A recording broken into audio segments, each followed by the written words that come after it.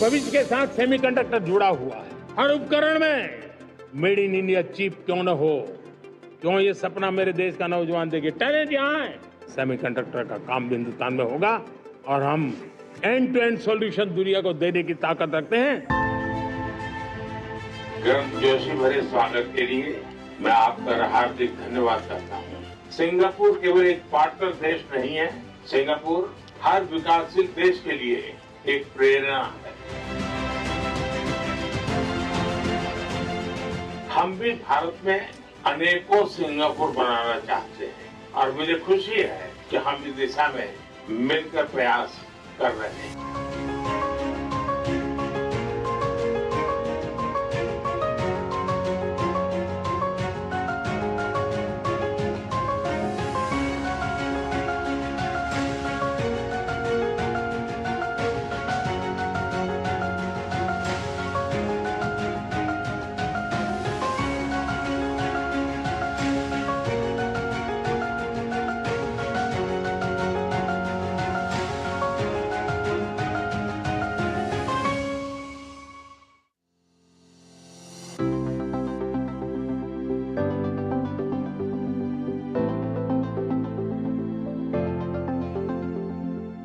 जब पीएम मोदी हाल ही में सिंगापुर पहुंचे, भारतीय लोगों ने उनका जबरदस्त स्वागत किया। दुनिया के सबसे लोकप्रिय नेता जब सिंगापुर पहुंचे तो वहां रह रहे भारतीय लोग खासी उत्साहित दिखे। भारतीय पारंपरिक तरीके से पीएम मोदी का शानदार स्वागत किया गया।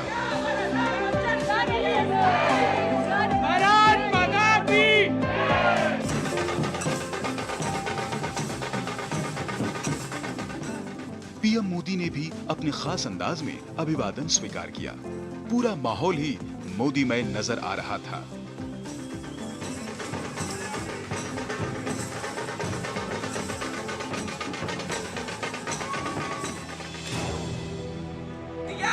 रामचंद्र की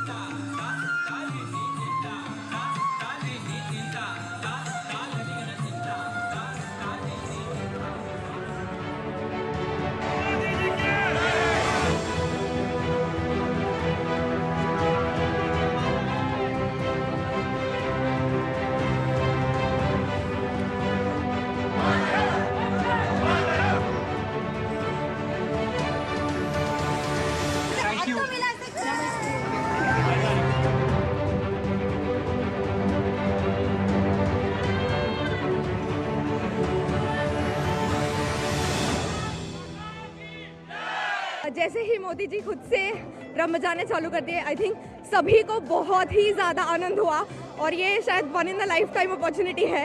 माहौल एकदम ही एक्साइटेड हुआ और हम भी मतलब इतने एक्साइटेड हुए, हम बहुत जोश से नाचे। और फिर से मैं वही कहूँगी कि जब वो यहाँ पे आए, उन्होंने हमारा डांस देखा, हमें बहुत अच्छा लगा। हम उनके बहुत बड़े एडमायर हैं, इतने सालों से हम उनको फॉलो करते हैं यहाँ पे, और जिस तरीके से गर्मजोशी से वो मिले हैं हम लोगों से, इससे ये पता चलता है कि एक महान नेता जो हमारे देश को मिला है वो किस तरीके से उसको आगे ले जा रहे हैं, और हमारी बहुत उम्मीदें हैं। हम लोग एक्चुअली जब से हमने मोदी जी को देखा है तो मोदी जी की कार्य जो उनके अंदर क्षमता है, मुझे नहीं लगता वो किसी और के अंदर होगी। वो अपने आप में सब कुछ है, वो कुछ भी कर सकते हैं। तो मोदी जी को हमने काफ़ी टाइम से देख रहे हैं। मुझे भी आज बहुत हर्ष का अनुभव हो रहा है। मुझे आज एक आध्यात्मिक पुरुष से के दर्शन हुए हैं और मुझे लग रहा है कि अगर देश की बागडोर ऐसे आध्यात्मिक योगी पुरुष के हाथ में हो तो वो देश की प्रगति जो है बहुत ऊंचे स्तर पर पहुंचे। पीएम मोदी का ये सिंगापुर का 5वां दौरा था। केंद्र की सत्ता में लगातार तीसरी बार वापसी के बाद पीएम मोदी सिंगापुर पहुंचे थे। जाहिर है उम्मीदें भी बहुत थी। दोनों देशों के लिए पीएम मोदी का ये दौरा काफी मायने रख रहा था।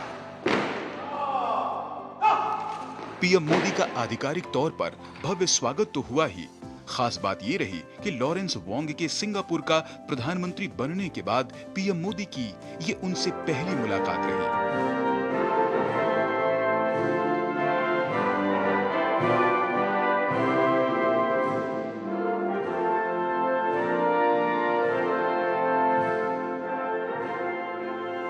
दोनों देशों के पीएम के मुलाकात में भारत और सिंगापुर के रिश्तों की गर्मजोशी भी देखने को मिली। सिंगापुर केवल एक पार्टनर देश नहीं है, सिंगापुर हर विकासशील देश के लिए एक प्रेरणा है। हम भी भारत में अनेकों सिंगापुर बनाना चाहते हैं और मुझे खुशी है कि हम इस दिशा में मिलकर प्रयास कर रहे हैं। हमारे बीच जो मिनिस्टरियल राउंड टेबल बनी है वो एक पाथ ब्रेकिंग मैकेनिज्म है। जिस एक वजह से पीएम मोदी के सिंगापुर दौरे पर सभी की विशेष निगाहें थी, वो था सेमीकंडक्टर सेक्टर में सिंगापुर और भारत के बीच बनने वाली सहमति। पीएम मोदी के दौरे के दौरान भारत और सिंगापुर के बीच 4 साझा सहमति पत्र पर दस्तखत किए गए, जिसमें एडवांस मैन्युफैक्चरिंग और सेमीकंडक्टर में सहयोग को लेकर बनी सहमति भी शामिल रही। जिन विषयों पर सहयोग को लेकर सहमति बनी उसमें डिजिटल प्रौद्योगिकी, स्वास्थ्य और चिकित्सा क्षेत्र तथा शैक्षिक सहयोग और कौशल विकास भी शामिल रहे। सिंगापुर सेमीकंडक्टर में बड़ा महारथी है। सिंगापुर के पास आधुनिक तकनीक है, दुनिया की बड़ी दिग्गज कंपनियां हैं, तो भारत के पास भविष्य में इस क्षेत्र में दिग्गज बनकर उभरने की पूरी संभावनाएं हैं। आज सिंगापुर में जो सिंगापुर की इकोनॉमी है, इसमें डिजिटल इकोनॉमी और पर्टिकुलरली द इलेक्ट्रॉनिक प्रोडक्शन एक बहुत इंपॉर्टेंट सेगमेंट है सेमीकंडक्टर का। सिंगापुर में पूरा इकोसिस्टम पिछले 60 वर्षों में बनाया गया है सेमीकंडक्टर का। यहाँ पे पूरे विदेश की जो 15 सबसे बड़ी सेमीकंडक्टर फैक्ट्री है, उसकी 9 कंपनियों का यहाँ पे फैक्ट्री है वेफर का, और उसमें से 9 में से 4 जो अभी कोविड के बाद चालू किए हैं। तो यहाँ प्रोडक्शन कैपेबिलिटीज़ बहुत है और यहाँ पे एक्सपर्टीज़ बहुत है। सेमीकंडक्टर के साथ जितना इकोसिस्टम है उसका, जो टेस्टिंग इकोसिस्टम होता है, पायलटिंग इकोसिस्टम होता है, वो सारा सिस्टम है यहाँ पे। तो सिंगापुर को उसमें एडवांटेज ये मिलेगा कि एक्सेस टू पीपल मिलेगा, डिज़ाइन कैपेबिलिटीज़, टेस्टिंग कैपेबिलिटीज़, सारी स्किल्स जो है सेमीकंडक्टर की वो सारी इंडिया से मिलेगी। इंडिया को सिंगापुर से जो पूरा टॉप लेवल का जो फैब्रिकेशन का प्लांट्स है यहाँ पे, माइक्रॉन है, ग्लोबल फाउंड्रीज़ है, ये सब लोग फिर देखेंगे कि यार ये बिकॉज इकोसिस्टम है तो हमें एक्सेस मिल रहा है पूरा, जो चीज़ यहाँ हमको कम मिलती है वो इंडिया में ज़्यादा मिलेगी। तो एक तरह से it is a team effort between India and Singapore कि साथ में आए, इस इकोसिस्टम पे काम करें। अभी इंडिया की ग्रोथ और इंडिया की सक्सेस की वजह से दुनिया भर के इन्वेस्टर्स जा रहे हैं, हम लोग भी जा रहे हैं। हम लोग एक बड़े कैनेडियन पेंशन फंड हैं, हमारे जो दूसरे भी कैनेडियन पेंशन फंड्स हैं जो काफ़ी बड़े हैं, काफ़ी दुनिया में उनकी रेपुटेशन है कि ये ग्लोबल इन्वेस्टर्स हैं। हम लोग ने सब ने भी इंडिया में काफ़ी इन्वेस्टमेंट्स किए हैं। तो ये तो इस तरह से प्रगति इसमें तो होती रहेगी। सिंगापुर एक पिछले 50 साल में बहुत ही विकसित देश बन गया है और इसमें सिंगापुर की कई इंडस्ट्रीज़ हैं जहाँ पे ये वर्ल्ड बेस्ट है एक तरह से। तो जैसे कि एविएशन में आप देखें जो मेंटेनेंस होता है एयरक्राफ्ट का, MRO जो होता है, सिंगापुर उसमें बहुत आगे है। तो ये अब इंडिया में अब हज़ारों प्लेन नए आ रहे हैं, इनका मेंटेनेंस होगा, सब होगा। तो इस तरह की जो पार्टनरशिप हो सकती है इंडिया में, ये एक बड़ा एरिया है। दूसरा एक एरिया है सिंगापुर चिप मैन्युफैक्चरिंग में, सेमीकंडक्टर में काफ़ी आगे है पहले से, क्योंकि ये यहाँ पे इंजीनियरिंग की स्ट्रेंथ काफ़ी है। यहाँ पे एक सेफ, सुरक्षित, साफ़, यहाँ पे पावर की मतलब जो कठिनाई होती है वो सब कुछ नहीं होता है। साफ़ पानी, डिपेंडेबल पावर, ये सब बड़े आराम से मिल जाता है। इस वजह से ताइवान से, दूसरी US से जो बड़ी सेमीकंडक्टर कंपनीज़ हैं, इन्होंने काफ़ी इन्वेस्टमेंट्स किए हुए हैं यहाँ पे। तो यहाँ पे काफ़ी एक्सपर्टीज़ है, पर ये हाई कॉस्ट एरिया है। तो अब सिंगापुर अगर इंडिया के साथ पार्टनर करता है तो कुछ चीज़ें ऐसी भी हैं जहाँ टेक्नोलॉजी ट्रांसफ़र हो सकती हैं, पार्टनरशिप भी बन सकती हैं, और यही काम इंडिया में भी हो सकता है।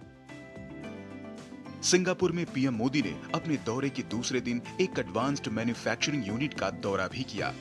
इस प्लांट के दौरे के दौरान सिंगापुर के पीएम लॉरेंस वोंग साथ मौजूद रहे।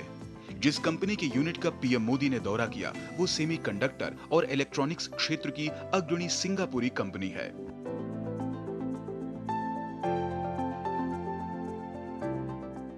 Semiconductors are absolutely critical, and the advancement of semiconductors have not changed its trajectory for a long time.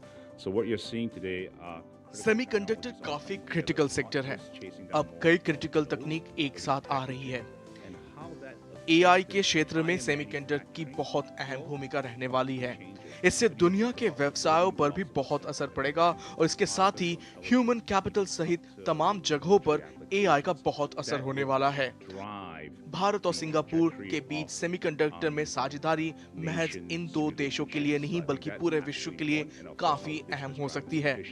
आपसी सहयोग से एक कंपनी या ब्लॉक के तौर पर हम ज्यादा प्रतिस्पर्धा बना सकते हैं। इससे निवेश के अधिक अवसर तो आएंगे ही, व्यापार भी बढ़ेगा। प्राइम मिनिस्टर मोदी का विजन निवेश और व्यापार संभावनाओं को लेकर बेहद साफ है। Semiconductor industry is more exciting than ever, and as Wai-Sang mentioned earlier, advanced packaging is really driving the next wave of innovation. Semiconductor उद्योग का मौजूदा दौर बहुत उत्साहित करने वाला है। हम एडवांस पैकेजिंग में इनोवेशन के काफी अवसर देख रहे हैं। टेस्टिंग हो या असेंबली, बहुत संभावनाएं हैं। भारत और सिंगापुर के बीच सहयोग से हम सेमीकंडक्टर क्षेत्र की तमाम जरूरतों को पूरा कर सकते हैं। मैं इस सहयोग को लेकर खासी उत्साहित हूँ। भारत के पास बड़ा बाजार है और वहाँ निवेश के काफी अवसर हैं और इसके साथ ही भारत के पास इंजीनियरिंग में बड़ा टैलेंट भी है। पीएम मोदी का इस प्लांट का दौरा करना दिखाता है कि सिंगापुर के पास पूरा इकोसिस्टम मौजूद है। दोनों देश मिलकर इस क्षेत्र में बढ़ रही संभावनाओं का लाभ ले सकते हैं।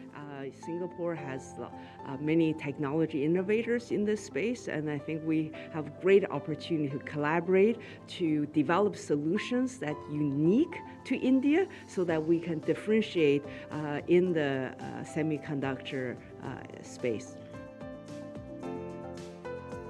पीएम मोदी ने अपने दौरे के दौरान सिंगापुर में ओडिशा के छात्रों से मुलाकात भी की, जो सिंगापुर की कंपनियों में इंटर्नशिप कर रहे हैं।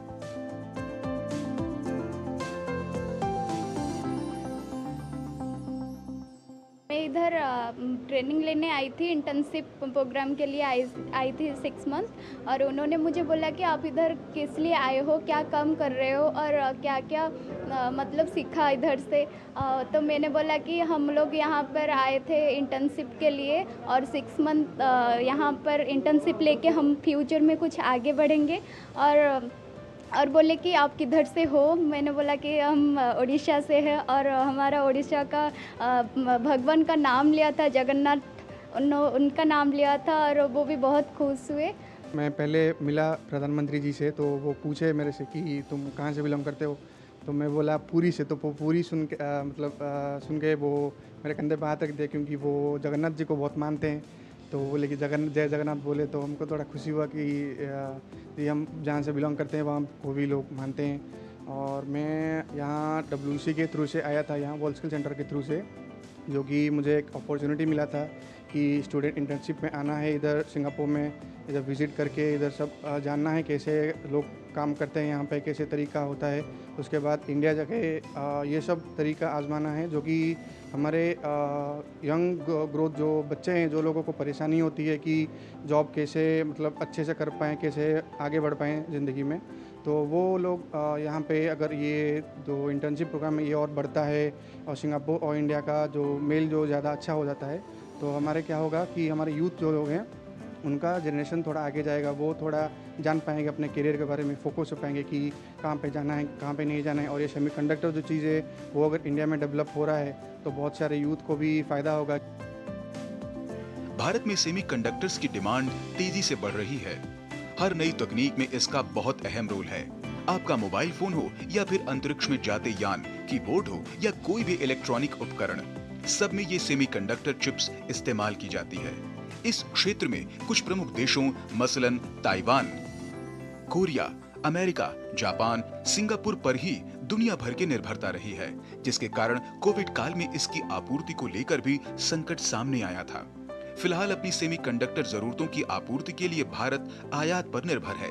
ऐसे में सिंगापुर के साथ आपसी सहयोग दोनों देशों के लिए बड़ी संभावनाएं पैदा कर सकता है। Semicon industry, as you know, globally is going to be growing. By the end of the decade, it's going to hit $1 trillion. Semiconductor क्षेत्र ग्लोबल स्तर पर बहुत तेजी से आगे बढ़ रहा है। भारत और सिंगापुर के साथ आने से दुनिया में बढ़ रही संभावनाओं को बखूबी फायदा उठाया जा सकता है। सिंगापुर में स्थानीय स्तर पर जो कंपनियां काम कर रही है वो भारत की तरफ निवेश और साझेदारी के लिए देख रही है। इन कंपनियों का मानना है कि भारत में निवेश और व्यापार को प्रोत्साहन देने के लिए तमाम अहम कदम उठाए गए हैं। लिहाजा आज के दौर में सिंगापुर की कंपनियों के लिए भारत सबसे पसंदीदा जगह बनता जा रहा है। सिंगापुर में पढ़ाई कर रहे तमाम छात्र भी इस बात को बखूबी समझते हैं कि दोनों देशों के बीच अहम क्षेत्रों में सहयोग संभावनाओं के नए द्वार खोल सकता है, खासकर सेमीकंडक्टर सेक्टर में। उम्मीद तो यही है कि अब जो सिंगापुर और इंडिया का रिलेशन है वो यहाँ से और भी अच्छा और बड़ा होता जाएगा, ताकि ना कि सिर्फ सिंगापुर को बट इंडिया को भी उतना ही फ़ायदा हो पाए। तो एक्साइटमेंट है देखने के लिए कि आगे और चीज़ें क्या क्या होंगी, क्या क्या चेंजेस आएंगे, क्या क्या पॉलिसीज़ वो लोग इम्प्लीमेंट करेंगे और उससे कैसे एशिया, एपैक और पूरा ग्लोब इफ़ेक्ट होगा। आई थिंक पूरी दुनिया ही जानती है कि नरेंद्र मोदी कौन है और उस चक्कर में हम सबको यहाँ पे जो हम लोग पिछले 10 साल में रह रहे हैं इंडिया वाले, उनको फ़ायदा हुआ है इस चीज़ का, क्योंकि हम लोगों की जो विजिबिलिटी है वो बढ़ती ही जा रही है। लोगों को, दुनिया को अब इंडिया के बारे में और पता चलता जा रहा है। जितनी भी पॉलिसीज़ इम्प्लीमेंट उन्होंने कराई हैं उनकी गवर्नमेंट ने, उससे ऑब्वियसली हम लोगों को, चाहे हम दुनिया के किसी के भी कोने में हैं, उस चीज़ से उनको बहुत फ़ायदा हुआ है।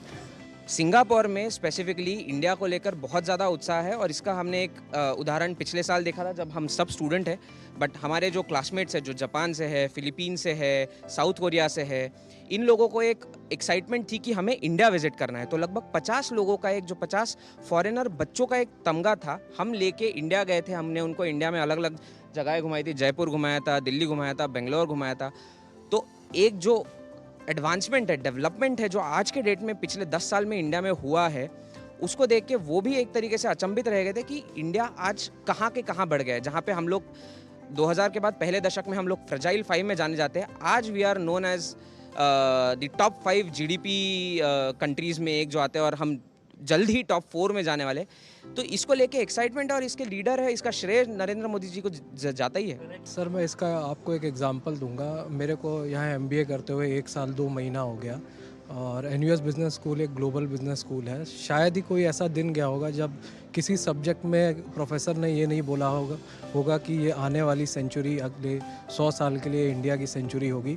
और ये सब चीज़ें सुन के हम बहुत एक्साइटेड होते हैं। मैं यहाँ आया था कि मैं यहाँ पे जॉब करूँगा, लेकिन मैं 1 साल में इतनी बार ये सुन चुका हूँ कि आने वाला समय इंडिया का है, तो अब मैं एमबीए कंप्लीट करके वापस जाना चाहूँगी। आई थिंक यहाँ पे सब जानते हैं उनको, एंड सिर्फ इंडियंस ही नहीं, सारे डिफरेंट जो नेशनैलिटीज़ के लोग हैं वो भी उनको जानते हैं। हम क्लास में जब भी पढ़ते हैं तो कहीं ना कहीं नरेंद्र मोदी जी का नाम आ ही जाता है, उनकी लीडरशिप स्टाइल की बात हम करते हैं। एंड जैसे हमारे यहाँ ट्रिप्स होती हैं, लाइक ग्लोबल इमर्शन प्रोग्राम्स होते हैं जहाँ पे हम अपने एनयूएस स्टूडेंट्स को लेके जाते हैं डिफरेंट कंट्री में, वहाँ के गवर्नमेंट को लाइक दिखाने के लिए, वहाँ की कंपनीज़ को दिखाने के लिए। तो नरेंद्र मोदी जी जब से आए हैं तब से हमने देखा है कि एनयूएस में बहुत सारे बच्चों को इंडिया जाने का एक्साइटमेंट होता है, like Philippines and China, Japan, Korea, Vietnamese, सबको इंडिया जाके उनके लीडरशिप के अंदर जो डेवलपमेंट्स आए हैं उन सबको देखने का बहुत एक्साइटमेंट रहता है। हर साल एनयूएस से एक बैच इंडिया जाता ही है, इस साल भी जाने के लिए लोग एक्साइटेड हैं। तो वही इंडिया की ग्रोथ स्टोरी को सबको देखना है, सबको उसका पार्ट बनना है। हम लोगों को भी एक्साइटमेंट है वापस जाने के लिए। एंड ऐसा नहीं है कि हम सिर्फ सिंगापुर को ही अपनी जॉब मार्केट देखते हैं, अब हम इंडिया को भी अपनी जॉब मार्केट देखते हैं। भारत का जो जॉब मार्केट है वो आज दुनिया में टॉप 3 में आता है।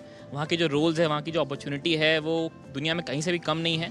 और हम दुनिया भर में बात करते रहे कि इंडिया से ब्रेन ड्रेन होता है, मुझे लगता है ब्रेन वापस आ रहा है भारत में और भारत में ही अपॉर्चुनिटी और स्किल डेवलपमेंट होगा, भले वो मैन्युफैक्चरिंग हो, टेक्नोलॉजी हो, किसी भी डोमेन में हो। आई थिंक भारत बहुत ही आगे जाने वाला है और ये उस रास्ते पर हम चल रहे हैं।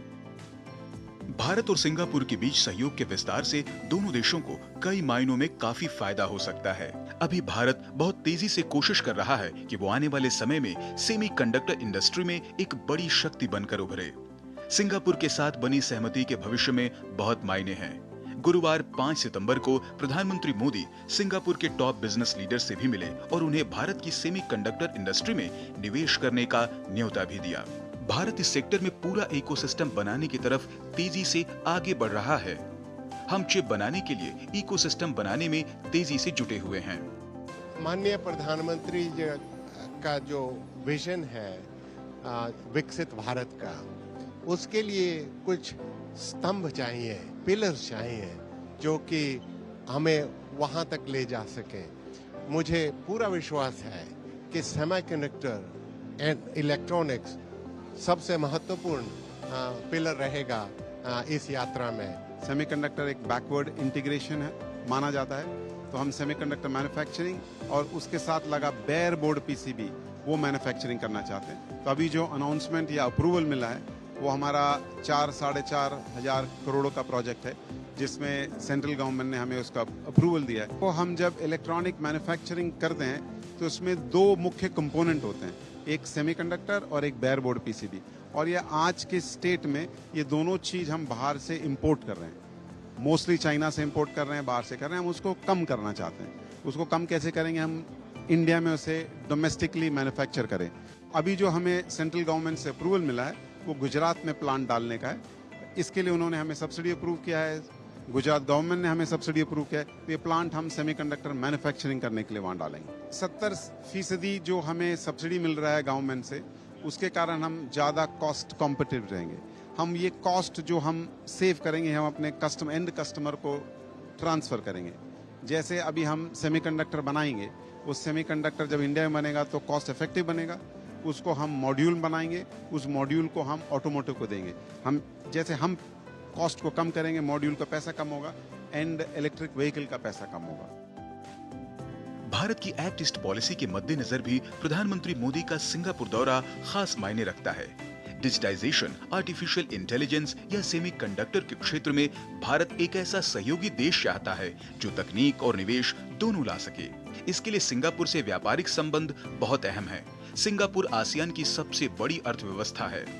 आसियान देशों में सिंगापुर भारत का सबसे बड़ा ट्रेड पार्टनर है। वहीं वैश्विक स्तर पर भारत का 6ठा सबसे बड़ा व्यापारिक साझेदार भी है। निवेश की दृष्टि से भी सिंगापुर बेहद महत्वपूर्ण है। साल 2030 में एफडीआई में सिंगापुर भारत का सबसे बड़ा स्रोत था।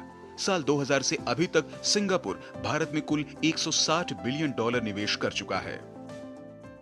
सिंगापुर की भूमिका सच में बहुत ही महत्वपूर्ण है। वो आसियान का एक अभिन्न अंग है और हमारे आसियान के जो नाते हैं सिंगापुर के कारण काफ़ी घनिष्ठ हुए हैं और हमारा ट्रेड भी यहाँ बहुत बड़ा है आसियान में। सिंगापुर ने इस हमारे आसियान एंगेजमेंट में एक बड़ी अहम भूमिका निभाई है और निभाता रहेगा। तो हमारी एक्ट ईस्ट पॉलिसी जो है 10 साल से चल रही है, उसकी इम्प्लीमेंटेशन में भी सिंगापुर का बड़ा हाथ रहा है। उन्होंने हमारे साथ अच्छा सहयोग किया है और अब देखें तो हमारे आसियान की एंगेजमेंट भी पिछले 10 साल में काफ़ी बड़ी है। सिंगापुर सेमीकंडक्टर सप्लाई चेन का एक अभिन्न महत्वपूर्ण हिस्सा है। वर्ल्ड सेमीकंडक्टर सप्लाई चेन का एक इम्पॉर्टेंट पार्ट है, इम्पॉर्टेंट कड़ी है। इसलिए जब ISMR की बैठक हुई थी तो एडवांस्ड मैन्युफैक्चरिंग एक एरिया आइडेंटिफाई किया गया था जिसमें हम और कोऑपरेट करेंगे। तो इस दृष्टिकोण से हम सिंगापुर को बड़ा महत्व देते हैं। फैब तो हम बना रहे हैं, लेकिन जो इकोसिस्टम है उसके अराउंड, जो बाकी सप्लाई चेन है, उसमें सिंगापुर के काफ़ी एडवांटेज है। तो हमारी कोशिश यही है कि सिंगापुर के जो कंपनीज उस क्षेत्र में है उनको भारत लाया जाए और हमारे भारत में भी ऐसी एक इकोसिस्टम बने। भारत की सिंगापुर में लगभग 9,000 कंपनियां रजिस्टर्ड हैं, जिनमें 6 सार्वजनिक क्षेत्र के उपक्रम और 9 बैंक भी शामिल हैं। भारतीय उद्योग परिसंघ CII और federation of Indian chambers of commerce and industry FICCI के भी कार्यालय सिंगापुर में हैं। सिंगापुर की 440 से अधिक कंपनियां भारत में कारोबार कर रही हैं। सिंगापुर में कुल आबादी में भारतीय लगभग 9.1% के करीब हैं। सिंगापुर में ज्यादातर भारतीय वित्तीय सेवाओं, IT, कंस्ट्रक्शन और शिपिंग कंपनियों में काम करते हैं। इनके अलावा काफी भारतीय छात्र भी पढ़ने के लिए सिंगापुर जाते हैं।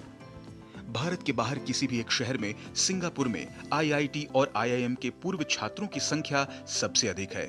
सिंगापुर अंतर्राष्ट्रीय सौर गठबंधन और वैश्विक जैव ईंधन गठबंधन में शामिल हो गया था। पीएम मोदी द्वारा शुरू की गई भारत की एक्ट ईस्ट नीति ने 1 दशक पूरा कर लिया है। पिछले 10 वर्षों में सिंगापुर से हमारा व्यापार दोगुने से भी अधिक हो गया है। सिंगापुर की वैश्विक सेमीकंडक्टर इकोसिस्टम में अहम भूमिका है। सिंगापुर का 20 से अधिक सालों का अनुभव है, लिहाजा भारत के लिए सिंगापुर के साथ सेमीकंडक्टर सहित अहम क्षेत्रों में आपसी सहयोग दोनों देशों के लिए बेहद फायदेमंद हो सकता है।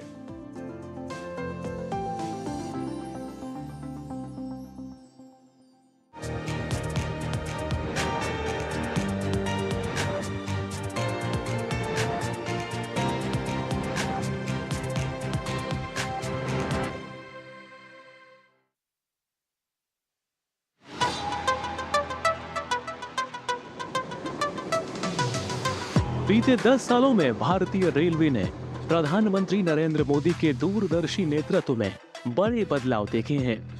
Dedicated freight corridor, high speed rail, Vande Bharat express और रेल इलेक्ट्रिफिकेशन जैसी उपलब्धियों ने रेलवे को मजबूत और सशक्त बनाया है। और अब 2024 में भी रेलवे कनेक्टिविटी को देश के कोने कोने में पहुंचाने के प्रयास को जम्मू और कश्मीर में भी विस्तारित किया गया है। रेल इंफ्रा को विस्तार देते हुए 20 फरवरी 2024 को प्रधानमंत्री नरेंद्र मोदी द्वारा बनिहाल से संगलदान स्टेशन के बीच नई रेल लाइन की शुरुआत की।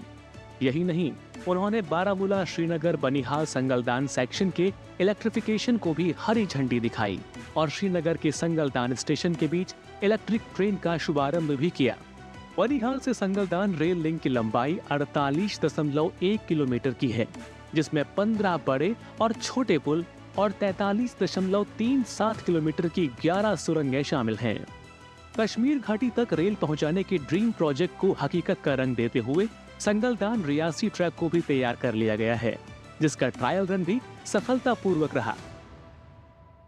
संगलदान से रियासी के बीच की रेल लाइन कश्मीर में चिनाब नदी पर बने दुनिया के सबसे ऊंचे रेलवे पुल चिनाब रेलवे ब्रिज को क्रॉस करते हुए अपने गंतव्य स्थान पर पहुंचेगी। चिनाब रेलवे ब्रिज चिनाब नदी से 359 मीटर ऊपर बनाया गया है, जो एफिल टावर से लगभग 35 मीटर ऊंचा है। 1315 मीटर लंबा पुल एक व्यापक परियोजना का हिस्सा है, जिसका उद्देश्य कश्मीर घाटी को भारतीय रेलवे नेटवर्क द्वारा सुलभ बनाना है। रियासी और कटरा के बीच 17 किलोमीटर का रेल लिंक कश्मीर में बारामूला सहित श्रीनगर और जम्मू, नई दिल्ली और कन्याकुमारी जैसे प्रमुख स्थलों के बीच सीधी ट्रेन सेवाएं प्रदान करेगा और जम्मू कश्मीर को ट्रेन द्वारा रेल के बाकी हिस्सों से जोड़ने का काम करेगा। जम्मू कश्मीर में रेल इंफ्रा के विस्तार से घाटी में सामाजिक आर्थिक विकास में बढ़ोतरी के साथ साथ पर्यटन को भी बढ़ावा मिलेगा। इससे स्थानीय किसानों, व्यापारियों, कारीगरों और छात्रों को ट्रांसपोर्टेशन का एक बेहतर विकल्प भी मिलेगा। ट्रेन से कश्मीर की यात्रा करने का लंबे समय से प्रतीक्षित सपना प्रगति के साथ वास्तविकता के करीब है। अब जम्मू कश्मीर रेल लिंक न केवल रोजगार सृजन में अहम भूमिका निभाएगा, बल्कि रेलवे क्षेत्र में बुनियादी ढांचे के विकास को और प्रोत्साहित करेगा तथा स्थानीय आबादी के जीवन स्तर और जीवन की गुणवत्ता में सुधार भी करेगा। हम आशा करते हैं